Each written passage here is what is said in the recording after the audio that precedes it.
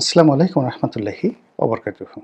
সম্মানিত দর্শক, আজকের এই ভিডিওটি বাংলাদেশের সাবেক প্রধানমন্ত্রী শেখ হাসিনার আগামী দিনের রাজনীতি, ভবিষ্যৎ এবং পরিণতি নিয়ে ইতিহাসের আলোকে আলোচনা করার চেষ্টা করব। আপনারা জানেন যে মানুষের যে ভাগ্য, এটির চারটি পরিণতি চারটি ডাইমেনশনে হয়ে থাকে, চতুষ্কোণে হয়ে থাকে। কিছু মানুষ রয়েছে জন্মগতভাবেই তারা রাজাবাদশাহ হয়ে জন্ম নেয়। আপনি যত চেষ্টা করেন, এখন চেষ্টা করলে কি আপনি সেই সৌদি আরবের রাজপরিবারের সদস্য হতে পারবেন? মোহাম্মদ বিন সালমান এখন যুবরাজ। তার চেয়ে ১,০০০ গুণ ক্ষমতা আপনার থাকতে পারে, লেখাপড়া থাকতে পারে, প্রজ্ঞা মেধা যোগ্যতা থাকতে পারে, ধীশক্তি থাকতে পারে, কিন্তু আপনি কি সৌদি আরবের যুবরাজ হতে পারবেন? কিংবা বাকিংহাম প্যালেসে এখন যিনি রাজা হিসেবে আছেন, কিং হিসেবে আছেন, চার্লস, তিনি বা তার পুত্র উইলিয়াম, তার মতো কি আপনি হতে পারবেন? নিয়তি আপনাকে সেই জায়গাটা থেকেই যেতে দিচ্ছে। তাহলে বোঝার চেষ্টা করুন, জন্ম আপনাকে অনেক কিছু নির্ধারণ করে দেয়। ২ নম্বর হলো যে আপনার যে ভৌগোলিক অবস্থান। আপনার জন্ম যদি ইউরোপে হয়, আমেরিকাতে হয়, আপনার জন্ম যদি জাপানে হয়, আপনার জন্ম যদি বাংলাদেশে হয়, উগান্ডাতে হয়, বুগান্ডাতে হয়, তাহলে আপনার সেই ভূখণ্ডগত কারণে, ভূমির কারণে, জলবায়ু আবহাওয়ার কারণে, প্রকৃতি এবং পরিবেশের কারণে আপনি যা কিছু অর্জন করেছেন, আপনার শরীর, গায়ের রং, চিন্তা চেতনা, সব কিছু এটা মৃত্যু পর্যন্ত আপনাকে ওই বৃত্তের বাইরে বেরোতে দেবে না। আপনি যত চেষ্টা করেন বাংলাদেশ বসে আপনি ফিদেল ক্যাস্ট্রো বা চে গুয়েভারা হতে পারবেন না। আপনি যত চেষ্টা করেন মিশরের মতো জায়গাতে বসে আপনি বঙ্গবন্ধু শেখ মুজিবুর রহমান হতে পারবেন না। আমাদের দেশে এখানে যেভাবে রঘু ডাকাত রয়েছে, এই রঘু ডাকাতের সঙ্গে আপনি জেমস বন্ডের কখনোই তুলনা করতে পারবেন না। আবার পাক ভারত উপমহাদেশে, বাংলাদেশে আপনি কোনোদিন একজন জেমস বন্ডকে বানাতে পারবেন না। এখানে জেমস বন্ড নামক কোনো চরিত্রকে যদি পুরনো ঢাকাতে ছেড়ে দেওয়া হয়, ১ ঘন্টার মধ্যে পুরনো ঢাকার পরাটা, বিরিয়ানি এগুলো খেয়ে পেট খারাপ হয়ে মরে যাবে, সঙ্গে সঙ্গে জেমস বন্ড মরে যাবে। এই হলো অবস্থা। আবার আমাদের দেশের সেই বিখ্যাত যে রানী ভবানী, ভবানী পাঠক, কিংবা ধরুন সেই যে রঘু ডাকাত, এদেরকে নিয়ে যদি আপনি ইটালিতে ছেড়ে দেন, ১ মিনিটের মধ্যে সে মরে যাবে সঙ্গে সঙ্গে। এই জন্য ভূগোল একটা বিরাট বিষয় মানুষের জীবনের জন্য। এরপর টাইম, সময়, অপরচুনিটি, সময় এবং সুযোগ, এই দুটো ছাড়া আপনার কোনো জ্ঞান, কোনো যোগ্যতা কখনো কাজে আসবে না। অনেক সফলতা কেবলমাত্র সময়ের কারণে ব্যর্থ হয়ে যায়, আর অনেক ব্যর্থতা কেবল সময়ের কারণে সফল হয়ে যায়। শেখ হাসিনার জন্য যেটি ২০০৯ সনে সম্ভব ছিল, ১২ সনে সম্ভব ছিল, সেটি ২০২৫ সনে তার জন্য অসম্ভব হয়ে গিয়েছিল। তারেক রহমান সাহেবের জন্য ২০২৪ সনের আগস্ট মাসের ১৫ তারিখ পর্যন্ত যে ইতিহাস রচনা করার তার সুযোগ ছিল, এটি এখন তিনি চেষ্টা করলেও পারবেন না। ফলে সময় একটা বিরাট ফ্যাক্টর। থার্ড হলো ইতিহাস, ট্র্যাডিশন, ঐতিহ্য, বংশক্রম, ক্রোমোজম, এই জিনিসগুলো আপনার ক্ষেত্রে কিভাবে কাজ করে। অর্থাৎ আপনি যে ভূখণ্ডে আছেন সেই ভূখণ্ডের অতীত ইতিহাস এবং আপনি যে কর্ম করছেন সেই কর্মে পৃথিবীর যে ইতিহাস, সেই ইতিহাসের ধারাবাহিকতা আপনার জন্য অনিবার্য হয়। আপনি এর বাইরে যেতে পারবেন না। বাংলাদেশে বঙ্গবন্ধুর যা অবস্থা হয়েছে, চিলির সালভেদর আলেনদের একই অবস্থা হয়েছে। বঙ্গবন্ধুর যে অবস্থা হয়েছে, মার্শাল টিটোর একই অবস্থা হয়েছে। এর বাইরে যেতে পারেনি। একটা সময় আছে, সেই সময়ের সাথে আপনাকে তাল মেলাতে হয়। তো সেই অর্থে শেখ হাসিনা এই মুহূর্তে কোন পর্যায়ের লোক?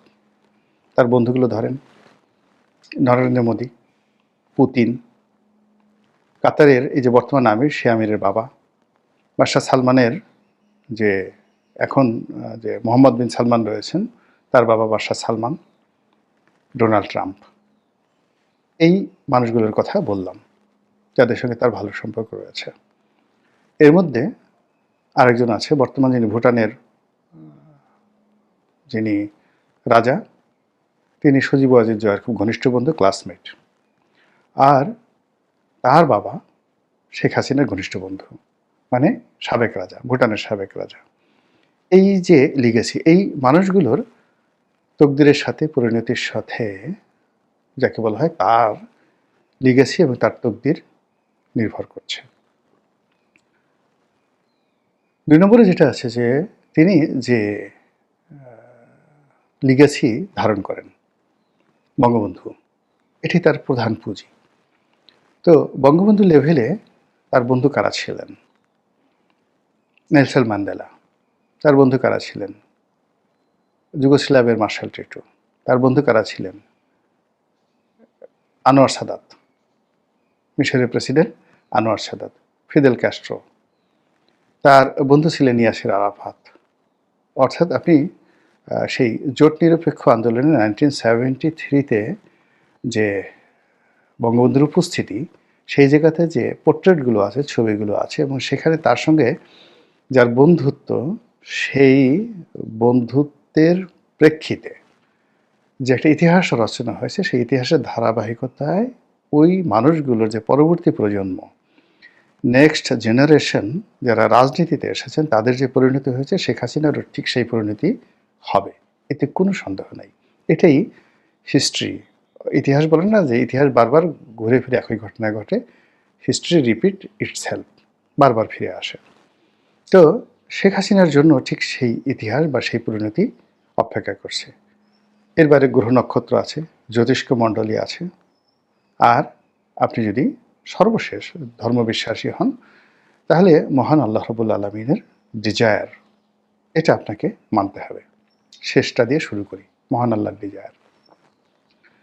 আমরা দেশের জনগণ যেভাবে আশা করেছিলাম, আতঙ্ক অনুভব করেছিলাম, সেক্ষেত্রে শেখ হাসিনার মৃত্যু আমাদের দেশের বেশিরভাগ মানুষ কামনা করেছিল নির্মমভাবে, যে তিনি ধরা পড়বেন, গণপিটুনিতে মারা পড়বেন, এবং সেই ধরনের একটা পরিস্থিতি কিন্তু তৈরি হয়েছিল। এবং এটা ছিল 99.99%। জনগণ গণভবন আক্রমণ করবে এবং সেখানে শেখ হাসিনাকে ধরে, তার বোনকে সহ ধরে পাড়িয়ে মেরে ফেলবে। অনেক মানুষ মনে মনে আশা করতেন যে জয়, পুতুল তারাও বাংলাদেশে যখন থাকে, অর্থাৎ কেউ যেন 75-এর 15ই আগস্টে যারা উল্লসিত হয়েছেন, তাদের বক্তব্য হলো যে ওই সময়টিতে শেখ হাসিনা, শেখ রেহানার যে বেঁচে যাওয়াটা, এটা তাদের জন্য একটা অভিশাপ। কাজেই আগামী দিনে যদি এরকম কোনো সুযোগ আসে, তাহলে সেক্ষেত্রে শেখ পরিবারের একটা সিঙ্গেল শেখকে বাঁচিয়ে রাখা যাবে না। সেক্ষেত্রে শেখ সেলিম, শেখ হেলাল, অন্যান্য যে সকল শেখ রয়েছে, সবাইকে পাড়ায় মারতে হবে। এই ছিল মানে শেখ হাসিনা বিরোধী, আওয়ামী লীগ বিরোধী তাদের একটা জনরোষ। যদিও শেখ পরিবারের মধ্যে অনেক অভ্যন্তরীণ দ্বন্দ্ব সংঘাত কোন্দল রয়েছে, কিন্তু অবাক করার ব্যাপার হলো মিরাকেলি প্রায় সব শেখ নিরাপদ দেশ ছেড়ে পালিয়েছেন বা চলে গেছেন। তাদেরকে পাঠানো হয়েছে, কেউ নিজে চলে গেছেন, কেউ পরবর্তীতে চমৎকারভাবে পালাতে পেরেছেন। It's a miracle. অথচ এদেরকে যদি আগস্ট মাসের 2024 সালের 15 তারিখের মধ্যে পাওয়া যেত, জনরোষ এমন পর্যায়ে ছিল তারা কেউ বাঁচতে পারতেন না। তাদেরকে কে বাঁচালো? এরপর শেখ হাসিনা যেভাবে হেলিকপ্টার করে গেলেন, এটা আমার কাছে একটা অলৌকিক বিষয় মনে হয়। এটা খুব সাধারণ বিষয় নয়। তার হেলিকপ্টার ধ্বংস হয়ে যেতে পারত, হেলিকপ্টারের পাখা ভেঙে পড়তে পারত, বা তিনি যখন উড়াল দিবেন, হেলিকপ্টার উঠবেন, তখন গণভবনের গেট ভেঙে গেছে। পুরো জিনিসটিকে যারা ম্যাটিকুলাস বলার চেষ্টা করছেন, এটা যদি ম্যাটিকুলাস ডিজাইনের মতো হতো, তাহলে শেখ হাসিনা সপরিবারে ধরা পড়ার কথা। কিন্তু তিনি সেই ধরাটা পড়েননি। এমনকি তার যারা লোকজন, যেমন সালমান এফ রহমান বা আনিসুল হক, তাদেরকে ধরিয়ে দেওয়া হয়েছে, তাদেরকে নিরাপদ আশ্রয় নিয়ে যাওয়া হয়েছে। পরবর্তীতে তাদেরকে ধরিয়ে সরকারের জিম্মায়, রাষ্ট্রের জিম্মায় পাঠানো হয়েছে, এখন বিচার চলছে। কিন্তু জনগণ যদি তাদেরকে 15 আগস্ট পেত, বিশ্বাস করেন তাদেরকে মানে টুকরো টুকরো করে ফেলা হতো, রক্ত থেকে মাংস আলাদা করে ফেলা হতো, হাড্ডি গুড্ডি সব এলোমেলো করে দেওয়া হতো। এতটা জনরোষ ছিল। কিন্তু কেন সেটা হলো না? নিঃসন্দেহের মধ্যে কোনো ইঙ্গিত রয়েছে, এবং সেই ইঙ্গিত নিয়েই